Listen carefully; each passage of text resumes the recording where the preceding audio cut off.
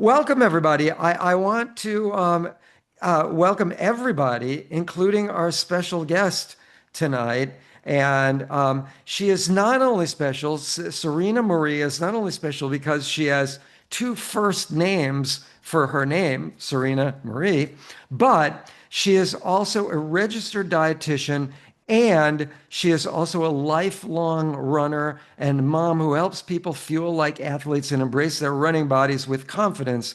As the founder of Serena Marie Nutrition and creator of Eat Like an Athlete Boot Camp, she combines science-backed sports nutrition with real-life strategies that make fueling fun and freeing. And I should say, as an addendum to this discussion tonight, next week, we're going to talk about the physiological implications of what she's going to talk about tonight.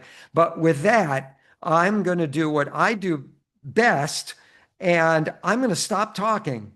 I don't do it efficiently, but I'm going to do it right now. I'm going to mute myself just so I stop. That's it. I'm stopping. Oh, I see And Andrea you're just is laughing. smiling with that idea. All right, I'm stopping. That's it. Goodbye. Thank you, David, for that wonderful introduction. I'm very excited to be here today. I am on the East Coast, so it is past my bedtime here, but I have been so excited. I love chatting with groups. I love group talk. So I'm hoping to bring the energy despite the hour. We are going to be talking today about sports nutrition. We have a lot of information to go over. I had said we were going to be doing a 25-minute presentation. I don't know if we're going to do this in 25 minutes, but I'm going to try.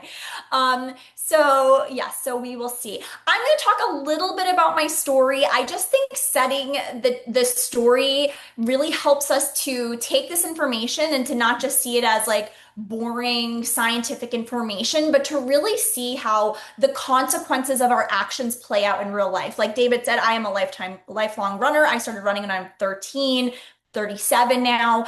And so I have like made a lot of mistakes, and I don't want you making those mistakes.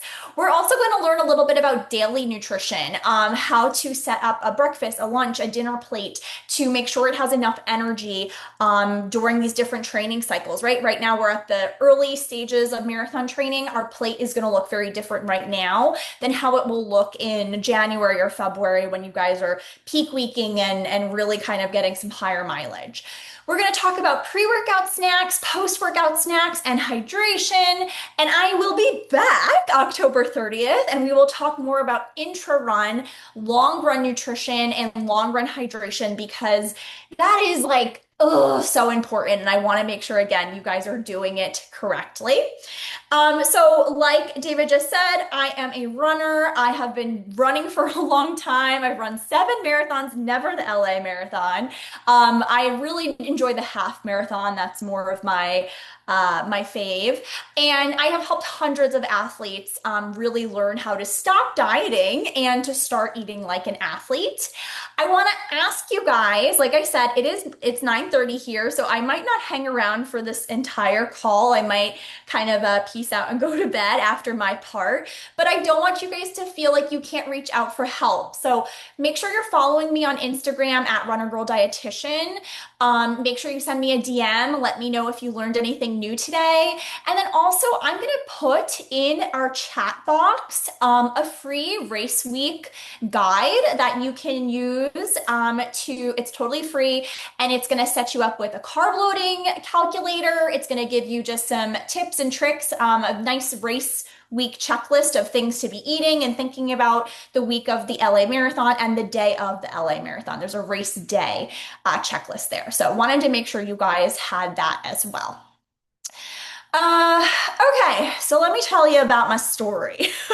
So how did it started? I don't know about all of you, but I started running to lose weight, which I was a teenager, so I don't know. But I started running to lose weight. I think this is a really common way that people get into our sport is they just start doing it as a way to control their calorie intake. And sometimes when that happens, it comes with fad dieting. Like David was just joking about like the latest craze, the latest fad.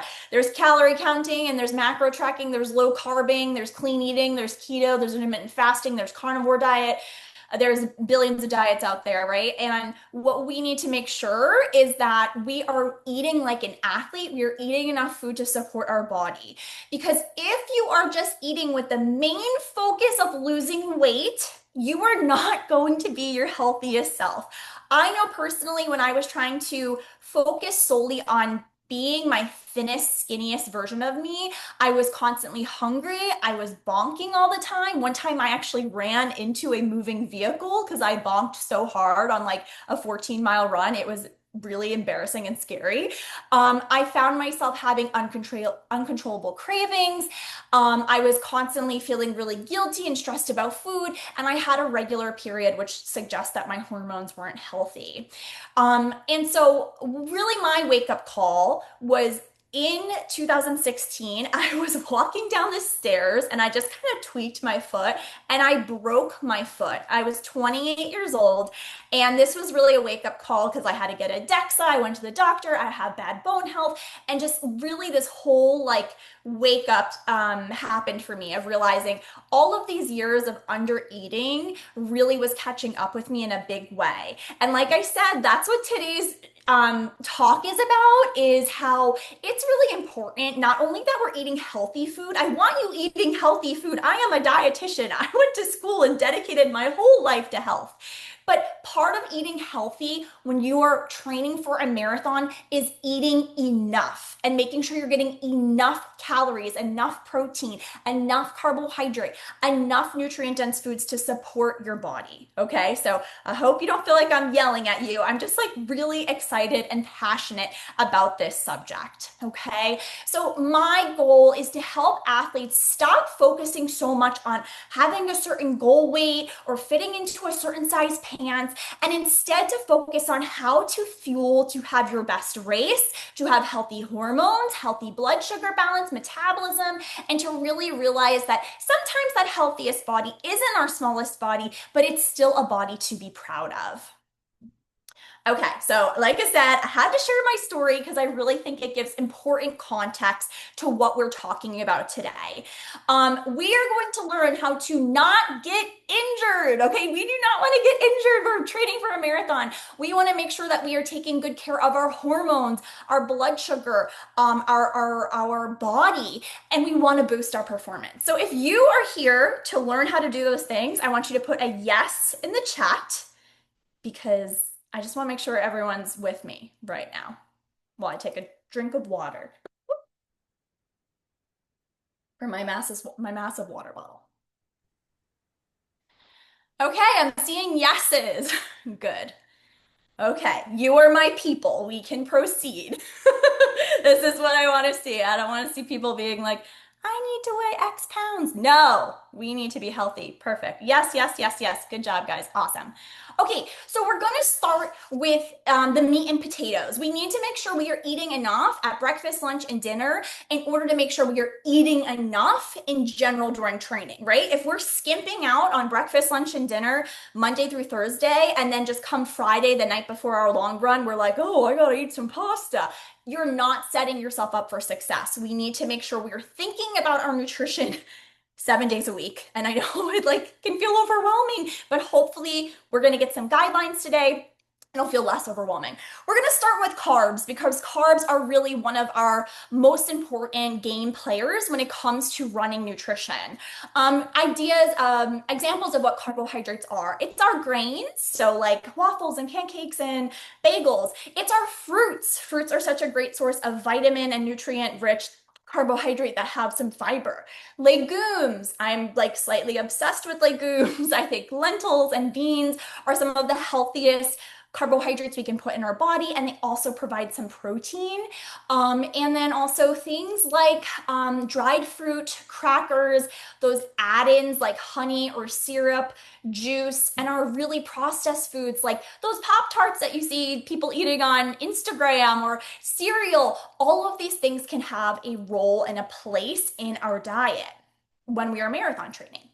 So, We want to be aware, like I had said, right now, where our long run, I think Lucy had said, is 3 miles, our plate, our performance plate, is going to look very different than how it's going to look in a few months.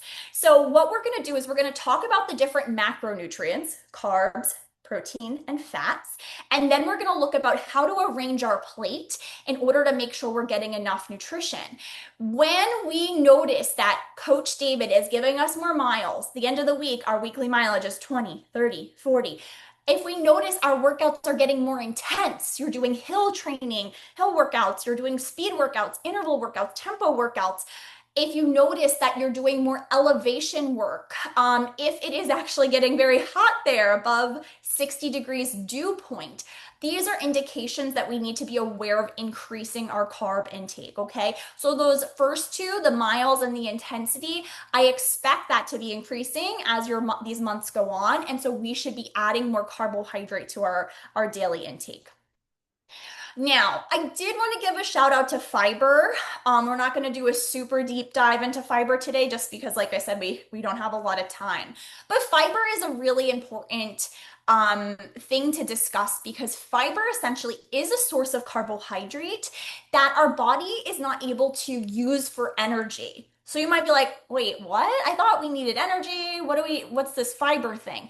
Fiber is going to essentially, it's something that we eat and it helps to keep our blood sugar balanced. It helps to feed the healthy bacteria in our gut. It keeps us fuller longer. And it really has a lot of health benefits for us. So, because we are going to be eating some of these more processed foods like these toaster pastries or the gels, right? Because we're doing our long runs. It's important for us to remember that fiber can kind of help to keep that blood sugar more balanced, okay? So, what I tend to tell my athletes is if you're not about to work out in the next 1 to 2 hours, we should have a high fiber carbohydrate on our plate.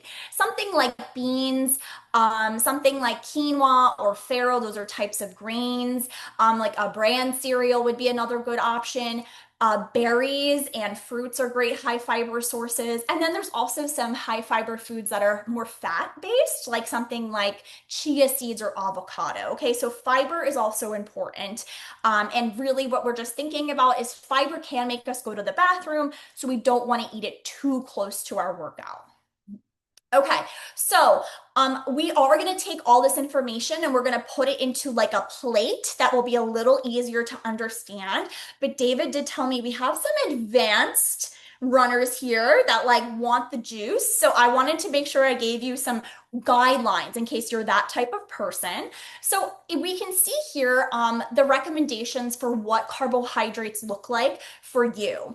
Now, what you're going to do is if you do not know your weight in kilograms, here in this right-hand side corner, it says weight in pounds divided by 2.2 will give you your body weight in kilograms. Okay, so these guidelines are for your weight in kilograms, not pounds. That is an important distinction.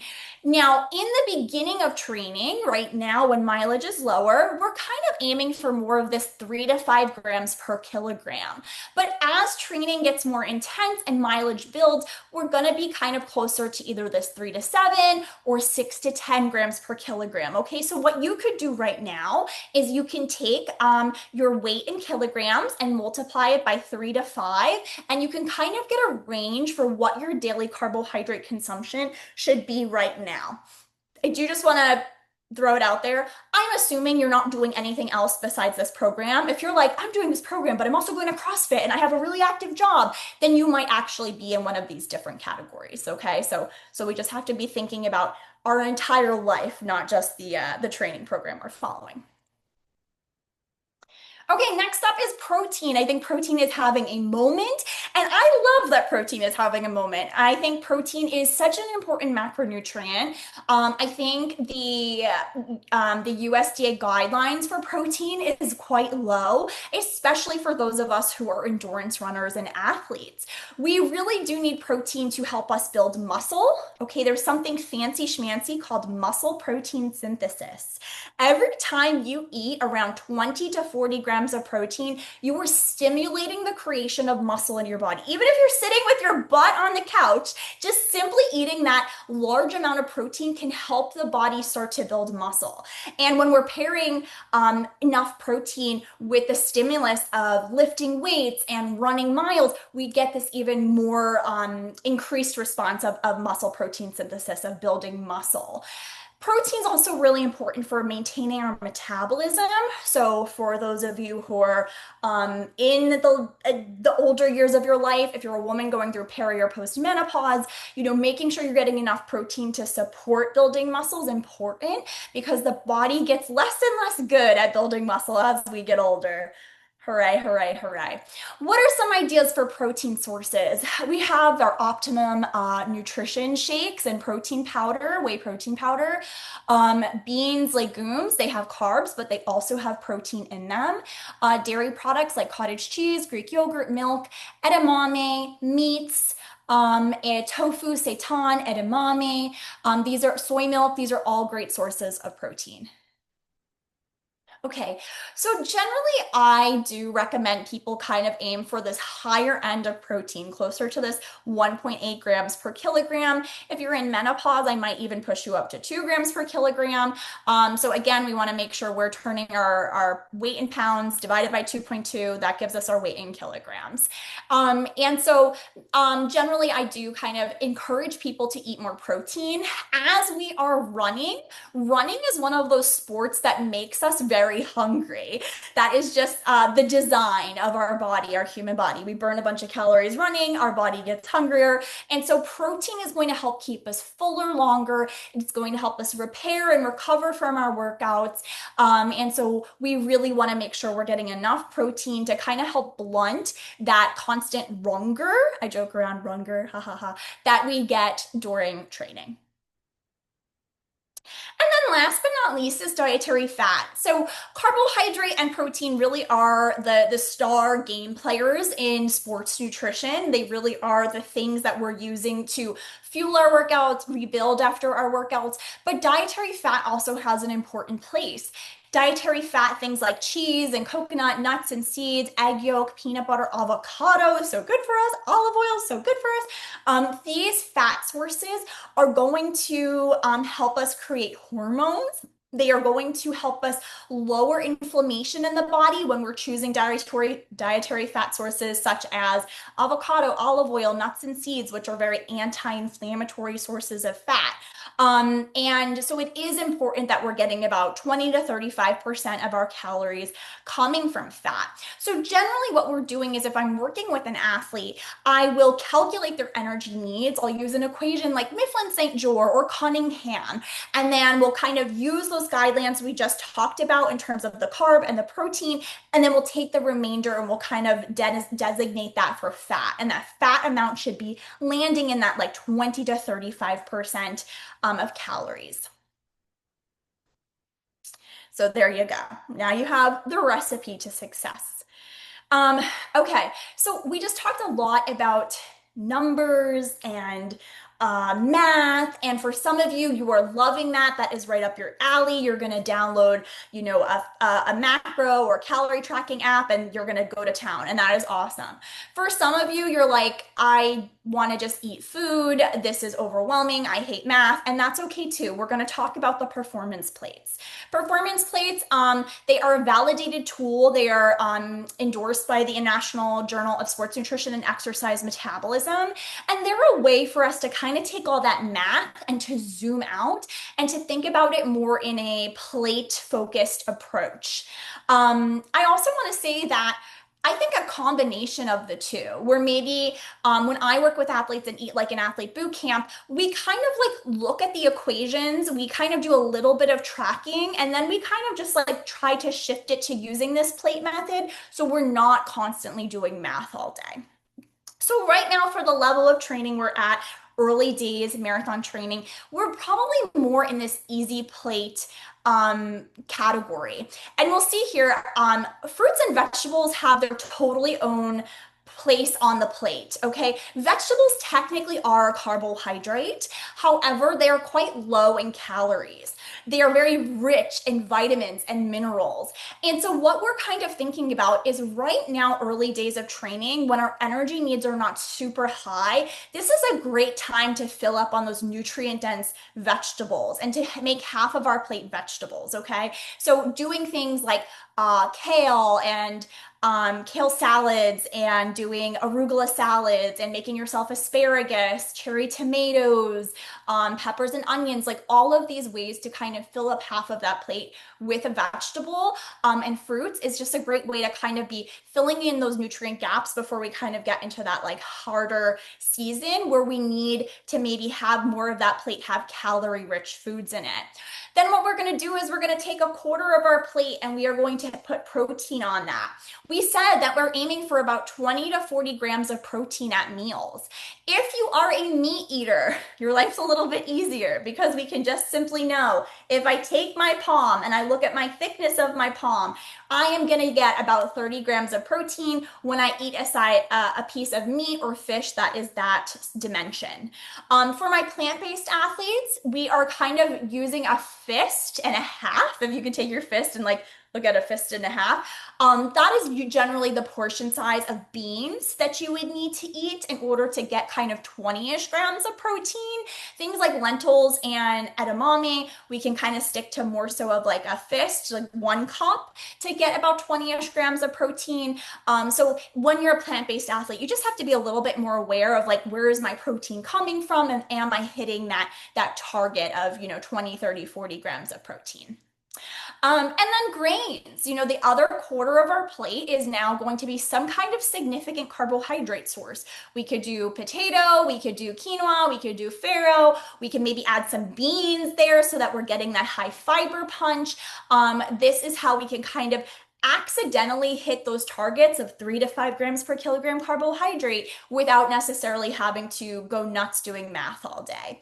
And adding fat to our plate. I usually like to tell my athletes, look at your protein. If your protein source is fatty, like if you're cooking 80/20 ground beef, you probably don't have to worry about going out of your way to add more fat. But if you're eating like cod and broccoli and rice, then we probably want to go grab our olive oil and sprinkle it on our plate to add some extra fat.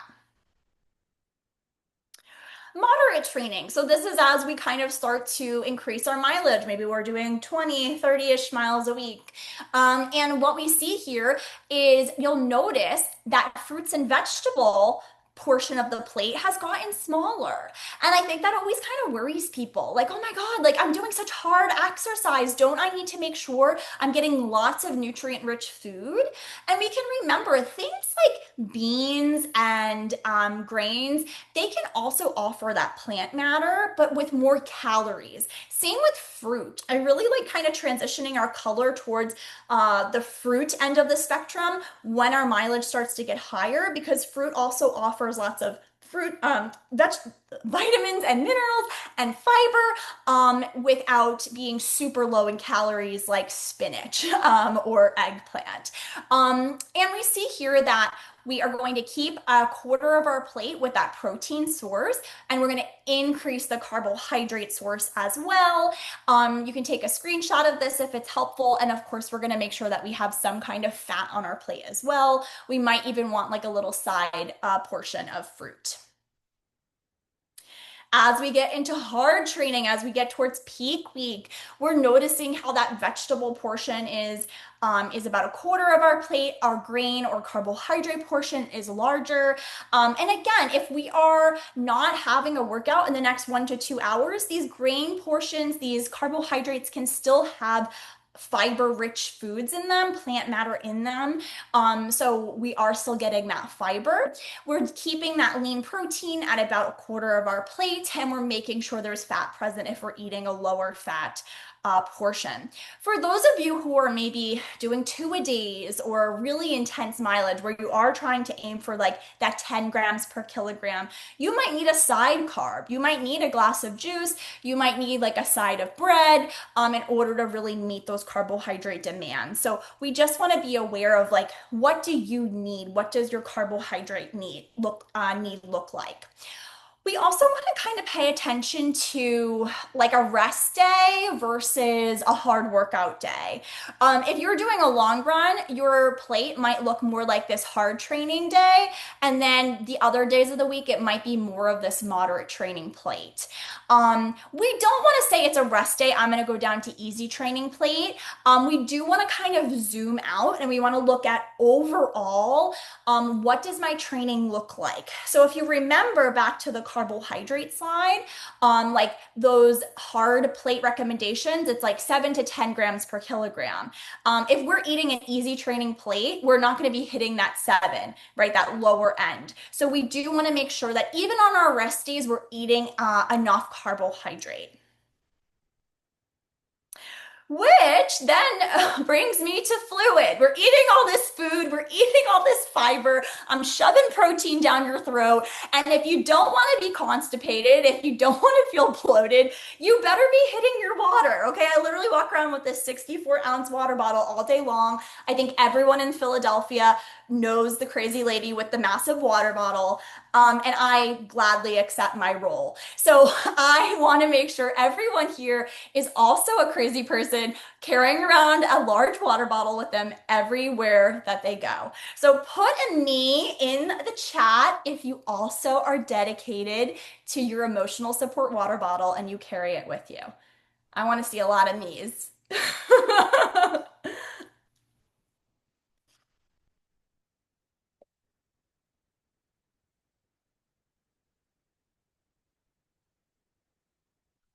Okay, moi. I love that. Future me. Yes, Neil. You got this, dude. I love that. Future me. Yeah, perfect. Okay. So we are, even if you're not doing it, this is your wake up call. It's important. Drinking enough fluid, it's always one of those things people are like, what can I do to be healthier? I'm like, are you drinking water? You roll your eyes, you're like, duh, lady. Like, God, everyone knows water is healthy. Are you drinking it? What do we need to do to make it happen? Do you need the crazy big water bottle like I do? Or some people would hate this water bottle. They would never want to carry it around because it's heavy. And so maybe you need a smaller water bottle. Yes, Francisco, I'm talking to future you right now. So, do we need a smaller water bottle? Do we need to keep water bottles throughout the house? Do we need one in our gym bag, one in our car, one at our desk? Like, what is our hydration plan? Do we need to buy sparkling water, La Croix, or whatever? Do we need to have, lemon juice in our fridge that we can put into our water to make it taste better? Can we put herbal tea bags into our water to make it taste different and exciting? We need to figure out a plan because you need to be drinking enough water if you are going to get to the starting line feeling good. We are aiming for half your body weight in ounces as a minimum, but then we also, yes, adding electrolytes definitely helps. I'm definitely a fan of electrolytes, especially LA is hot.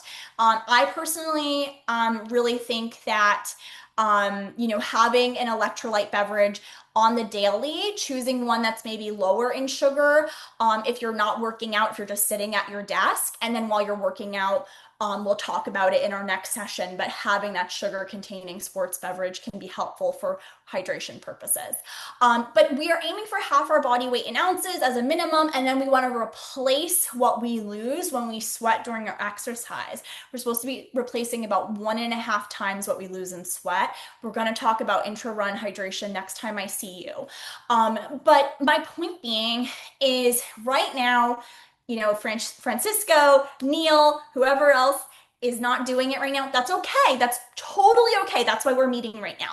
But I want you to right now figure out what is half your body weight in ounces, and I want you to set a goal. So if right now you're like, Serena, honestly, I drink 8 ounces in the morning and then I forget to drink water all day, and let's say your goal is 60 ounces, tomorrow I want you to just aim for 20 ounces. I don't need you to get to 60 tomorrow, but I want you to aim for 20 ounces. Okay, what do we need to do to get 20 ounces? Do we need to have a water with our lunch? And just do that. Have that be your goal. Okay, have that be your goal for a few days and then keep up in the ante. The next day, you say, I'm gonna get 30 ounces today. I'm gonna have a water at breakfast, lunch, and dinner. And we're gonna keep up in the ante till we get to our minimum. Okay. Okay, we're going through this faster than I thought we would. Okay, pre-run snacking.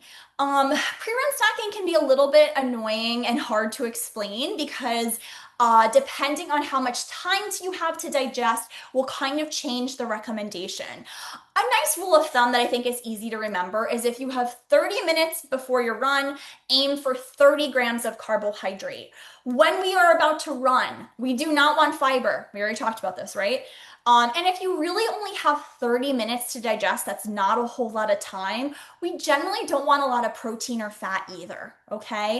It depends on your personal constitution. Some people can handle, a big old scoop of peanut butter and they'll go running and they'll feel fine. But generally, fat and protein and fiber require more time to digest. And so, really, if we're having a fat and protein at our pre run snack, we do want closer to 1 to 2 hours to digest. Do test this out. Okay, this is really important. Every person's body is very individual, but this is my general recommendation: 30 grams of carbs. So yeah, before and during our workout, we want to avoid high fiber carbs. So what does this look like? It could be half a cup of Cheerios with half a cup of raisins and some non-fat milk, soy milk. We can do 2 Rice Krispie treats. I love that before a track workout. A Pop-Tart, a large banana, a Nutrition Valley crunchy granola bar, 2 chewy granola bars, 3 sheets of graham crackers, 18 Swedish fish, a Belvita breakfast biscuit, or an English muffin with jelly. So we see these are very like processed carbohydrates that maybe you would usually be like, those are bad for you. But these foods are going to quickly deliver carbohydrate and sugar in a readily usable form to your muscles so that when you go running 30 minutes later, your muscles have that energy that they need to perform. We don't need to worry about balancing blood sugar, staying full. We just want to worry about giving our body sufficient energy to get through that workout.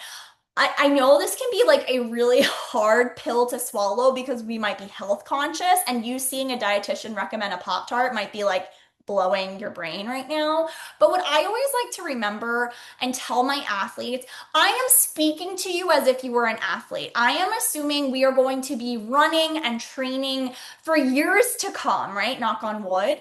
And so my goal is for our body to get better and better at utilizing carbohydrate. And one of the best ways to do that is to go out there and to have a good workout. And so if you have sufficient energy to get that good workout in, your body becomes more insulin sensitive, better at using carbohydrate. Our glycogen stores get larger. We have more capacity to store sugar for energy rather than storing it as like fat. And so I am really kind of zooming out and setting you up for success to fuel like an athlete. If you are saying, I'm going to just do like an easy run, I'm barely breaking a sweat, then maybe you do want to just like do the banana. But if you are going out there and you're doing something more vigorous, I do want to really remind you that carbohydrate is your best friend for improving that performance. Yay! Yes, Mel. Oh, I love that you guys are embracing the athlete mentality. This is excellent. Okay, I always have people though that are like, I don't want to eat. I don't feel good when I eat. I poop my pants. I bloat. I feel terrible. And I used to have like a whole drama with eating because I had a lot of GI issues. I won't go into it with you, but I totally understand your pain. We need to train your gut. I can tell you right now, if I got my gut trained, you can get your gut trained, okay? So we want to start with something. Something is better than nothing. And we probably want to start with something really easy to digest. Things that are more liquidy tend to be easier on the gut before we go running. So something like an applesauce squeezy works really beautifully for training the gut. And you could even maybe pair that with the electrolyte sport drink and get some extra calories from sugar that way. A glass of juice before you head out the door. Some of my athletes will do tart cherry juice because there's lots of other like nutrient benefits there for runners. It's rich in nitric oxide. Or you could just do like a glass of a higher carbohydrate sports drink. Okay, these are all some great introduction training your gut options. This is how you train your gut. Okay. Introducing small, low fiber amounts of carbohydrate is going to teach our body to tolerate that pre-run fuel. We literally will start to express more of the digestive enzymes in our gut when we start to practice it.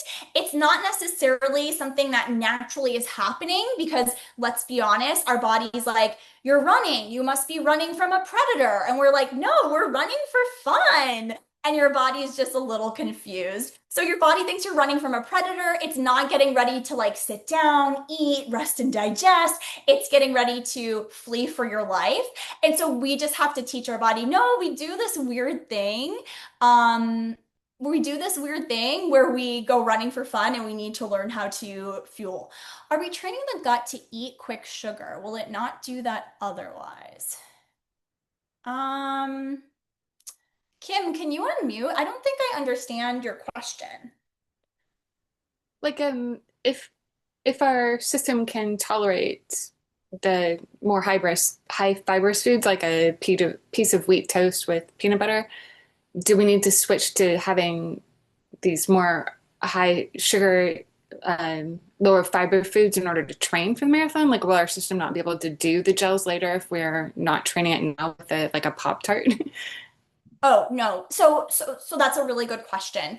No, you'll be fine because you are going to be practicing eating like the gels or whatever during our training. So we do want to make sure we're practicing that to make sure we do tolerate it okay. But if you're like, Serena, I can eat wheat toast and peanut butter 30 minutes before my run and I feel fine, then that's cool. That's totally okay. What I will say, Kim, is that as our runs get longer and more intense, you might want to add more carbohydrate to that pre-run meal in order to, again, get the most out of your workout. So you might realize, like, oh, you know what? If I put honey or jam with this peanut butter toast, I can sneak in an extra 15 grams of carbohydrate and I'll feel even better as I head out on that run. So yeah, totally. So that was a really good question. Thank you for clarifying.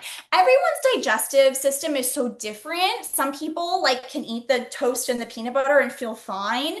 I remember I ran in high school and like I would have friends like eating like cookies and like all this stuff. And I was just like, how are you doing that? So everyone is different. You have to kind of know your own body. Okay, if you have more time to digest, we can kind of get a more balanced meal. Now, I will say to speak to Kim's point, the nice thing about getting some protein and fat into our pre-run snack is that it does kind of help us balance our blood sugar so that we won't get something called reactive hypoglycemia. This is something we have to be careful with, especially with the marathon distance, and it's something that we can talk a little bit more next time when we're thinking about long run fueling. But by having that pre-workout fat or fiber, it just kind of helps us to set ourselves up for success. It's so hard with pre-run snacks and because I'm not talking to you one-on-one to know what's the best situation for you.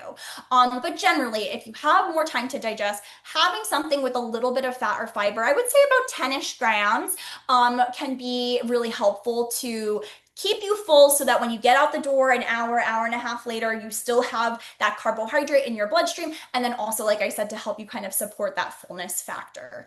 So what does this look like? It can be that, you know, the cereal, the banana, the milk, the bagel with the peanut butter and some sports drink, an English muffin with some jelly and peanut butter and sports drink, bread with some turkey and a slice of cheese and sports drink, a slice of toast, banana Nutella, waffles with syrup and butter, pretzel chips with some cheese, and electrolyte sports drink. So we can kind of, we see here that it's a little bit, there's some fiber in a banana, there's some fat and fiber in peanut butter, you know, there's some protein in turkey. We can see that it's a little bit more of a mini meal than that, like having a Rice Krispie treat before we head out the door. What do we eat after our run, after our workout? Again, fat, uh, vegetables, they're not bad for you. It's not bad to have those things at our post-workout meal, but they are not the stars of the show. We want to make sure we are getting our carbs and protein in. And then if we still have, you know, room in our belly to have some veggies, to have some fat as well, then that is perfectly wonderful. I mean, that's always, it's wonderful. But we do need to make sure we're eating enough first and foremost. So having that 20 to 40 grams of protein, like I said, if we're eating something that is a meat or fish, we're aiming for about a palm-sized portion. The Gold Standard Protein Shake by Optimum Nutrition has 24 grams of protein. If we're doing eggs, two eggs has about 14 grams of protein, but if you pair that with two slices of like Dave's Killer Bread, you're getting about 24-ish grams of protein. Can of tuna, so awesome for you. Cottage cheese, tofu, seitan, all these are great protein sources. And then pairing it with some carbohydrate. So I always get the question then, how much carbohydrate should I be eating afterwards? So if you did a hard run, or if you're doing two-a-days, you're running in the morning, you're lifting at night, then we do want to kind of get about a half a gram of carbohydrate per pound body weight. Technically, the studies say 1 to 1.2 grams per kilogram, but I was trying to make it more United States friendly. And then if your run is easy or moderate, I generally say like it's not as much of an emergency to get that carbohydrate. We really are just trying to get that extra protein in. So there should be some carbs present there, but you can really make sure that you're hitting that protein target. And especially if you know you're going to be eating a meal soon with carbohydrates, I don't feel as stressed about you getting the carbohydrate. So I would say like right now, while we're kind of in this easier phase of training, the extra protein after our run is important. The extra carbs really will come later in the training cycle. So what does that look like? It could be a protein shake and a banana, some beef jerky and some dried fruit. That could be great to keep in your car. Dried edamame, Sea Point Farms is a great brand with some dried fruit. Another easy one to keep in your car. You can make like a trail mix. Cottage cheese or Greek yogurt with some honey and like some granola. Two cheese sticks with apple slices and honey and peanut butter. Tuna with avocado mashed into with some crackers. So like a tuna salad kind of. Sweet potato, a baked sweet potato with Greek yogurt and some honey and cinnamon. Hard-boiled egg with some bread and maybe some avocado to make like an egg salad or some mayonnaise. And then Vienna chickpea snacks or any brand, really bada bean, whatever. Those can work as a great high fiber, high protein snack that you can keep in your car. Toast with ricotta cheese and a drizzle of honey. That's just another idea. Okay, so now it's really up to you. I love beef jerky, yeah. So now, and there's like turkey jerky, salmon jerky, like all of the jerkies. It's just really a matter of getting the protein. So now it's up to you to take all this information today and to put them into a plan of attack. However, I'm also happy to help you. These are some athletes I have worked with in the past that did eat like an athlete boot camp and really kind of noticed they were under eating unintentionally before they started working with me and really learned how to make sure she was eating enough. Making sure that she realized that Nikki was making sure that she realized that it's less about looking like an athlete and eating enough to really improve her performance and get that marathon PR. Haley really blossomed when she learned how to carb load correctly. So definitely working with a dietitian can just kind of help you to make that plan of attack. So if you are interested in working with me, I actually am doing an LA Marathon edition of Eat Like an Athlete Bootcamp. We are going to be working together for 15 weeks. We're going to be starting the first week of November and finishing up in March. And the goal is for me to take the training plan that David has created for you guys and really to kind of help to guide you through increasing that plate and increasing those carbohydrate needs as appropriate given your plan. And we are going to talk recipes, fueling, intra-run hydration, intra-run fueling, post workout snacks. We cover it all in Eat Like an Athlete Boot Camp. And as you can see here, I'm giving you guys a discount code. So if you sign up by October 1st, you can save $300 and you can sign up with the code LA Roadrunners for $797 or 4 payments of $200 with the discount code LA Roadrunners PP, and you can use your HSA or FSA card because I am a registered dietitian. So I know you have to think about it. So please make sure you feel comfortable to DM me, email me. You have any questions at all, I'm super happy to chat with you about them. And I am going to, oh no, what did I do? Screen sharing is paused. You are screen sharing. Okay. I am going to put in the chat the link for you to just learn more about Eat Like an Athlete Bootcamp so you can go through it at your leisure while we answer some questions here. Okay. So we did have some pre-submitted questions. What causes my dull headaches after long runs? I would guess this is a hydration issue. Not knowing like anything else about the situation, but I would say it's either not enough fluid on a day-to-day basis, or not enough fluid and electrolytes during our long run. So during our next session on October 30th, we're going to talk about intra-run hydration. I think a lot of people do intra-run hydration wrong, inadvertently. They don't drink enough fluid or they don't take in enough sodium. And so it is important for us to be thinking about a plan for our electrolytes, a plan for our carbohydrate consumption to help with the absorption of that hydration and overall fluid intake. Headaches could also be from underfueling, not getting enough fuel. So that's another thing that we'll kind of look at in our next session is just making sure you're getting enough carbohydrate, and then also getting enough fluid.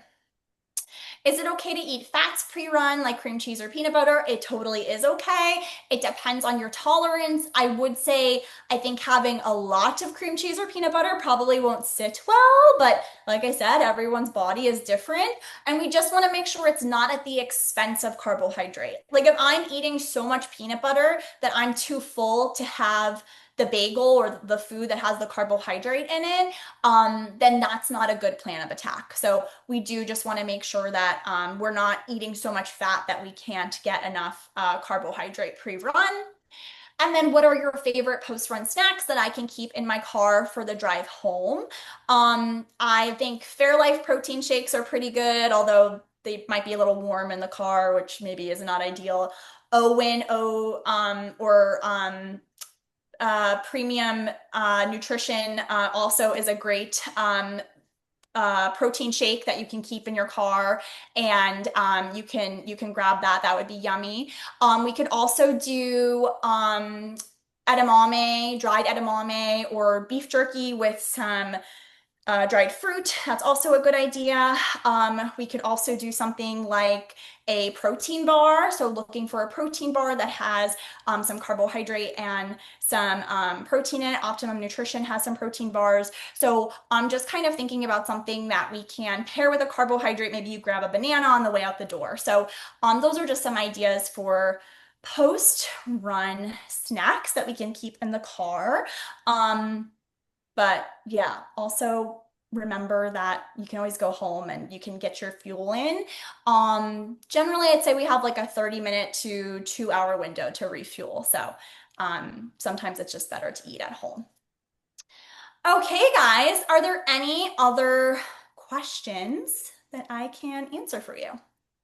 Do you work with health insurance? I do not take health insurance. I do not have a book out. How long before a long run do you generally recommend eating? So I think if we can wait about an hour so again, everyone's body is different, but for those of us who do need a little bit more time to digest, having that more balanced snack with a little bit of that protein and fat, again, I think just lends to feeling a little bit stronger on that run. So if you can eat an hour before and have that snack that has 1 to 2 grams per kilogram of carbohydrate with that protein, that is I think that can really be more supportive. That said, I always work with athletes who are like, I'm waking up at 4 o'clock in the morning. I don't have time to be digesting all this food. In that case, you might need to do that snack that's a little bit more carb based and then just start your intra run fueling earlier. So start fueling maybe at that 15-minute mark or 20-minute mark to make up for the fact that you didn't get enough carbohydrate in that pre workout snack. Uh, Let me know if I answered that question. I can definitely send a like recap of the slides to Lucy and David for them to share with you guys. That's no problem, Vanessa. Sure. Just send me an email. I'll send on the PDF version. That'd be great. Perfect. Yeah. Awesome. You're very welcome. No problem. This has been absolutely amazing. I even learned stuff, and I look forward to hearing your next lecture. I know it's about 10:22 your time. For me, I'd be asleep now. But does anybody have any other questions before we call it? I will stay online to answer more questions regarding just our training and all of that. I should tell you, looking at that water bottle of yours, our own program coordinator, Lucy. She had given up racing. She had given up because she'd gotten so slow and she figured that's it. It's the end. I'm older. I'm not racing anymore. And so we went down a checklist of all the things that could be wrong, diet, exercise, strength, stretch, all that stuff. And I asked her, I said, how much are you drinking? And she said, what do you mean? And I said, well, throughout the course of the day, how much water do you drink? She said, well, I don't drink anything. I said, well, tried nothing. I said, try drinking some water. So she's tried drinking some water and she started suddenly getting faster. And she got one of your water bottles. She walks around everywhere she goes with one of your water bottles. She is one of you people, and wherever she goes. In fact, I think hers might even be like bigger. I'm not sure, but suddenly she's now winning her age group. And I even heard that she may have won a small local race recently. I'm not sure if that's true or not, but I know she's been winning her age group in different races and gotten considerably faster just from drinking water. So buy one of those water bottles, everybody. I love it. Yes, like that's the takeaway. Drink enough water. I love it. Thank you for sharing that. Yeah. And by the way, I did not know that red cherry juice generated what is it? Nitric oxide, which is a vasodilator. It expands your arteries and veins and gets more blood through and waste product out. And I did not know that was one. I know beets do that too. I love eating beets. So all good stuff. Tart cherry juice. Yeah, it's awesome and it Tart tastes cherry delicious. juice. I Yes. have some in my fridge right now. I drink it, yeah, every so often after long runs and stuff. Yeah. I should probably drink it before long runs, truthfully, before races. Anybody else? Something I learned. Anybody else? Questions? Going what? Oh, Evie says, is sparkling water okay?